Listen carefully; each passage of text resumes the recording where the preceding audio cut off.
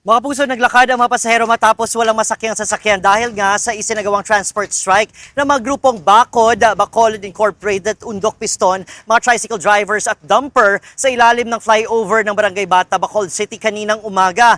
Nagsimula ang tigil pasada bandang alas 6 ng umaga bilang pagtutol sa patuloy na pagtaas ng presyo ng langis na inaasahang muli na namang tataas sa mga susunod pang mga araw. Ayon sa mga driver na ating nakausap, mga kapuso, lubhanan nilang nararamdaman ang malubhang epekto ng pagmahal ng krudo na direktang umaapekto sa kanilang arawang kita at kakayahang tustusan ang pangangailangan ng kanilang mga pamilya. Tinatayang umabot sa 500 na units ng mga sasakyan ang nakiisa sa protesta na nagdulot ng kakulangan ng mga masasakyan sa mga pangunahing ruta sa Bacolod City. Dahil dito ay karamihan ng mga pasahero ang napilitang maglakad papasok sa kanilang mga trabaho at maging sa kanilang mga paaralan. Sa kabila ng malawakang partisipasyon, inamin ng mga driver na hindi nila kayang ipagpatuloy ang strike sa buong araw o gawing whole day ito dahil nga sa kawalan din ng kita. Anila mga puso, kung magtatagal ang tigil pasada, wala rin silang maiuwing panggastos para sa kanilang mga pamilya.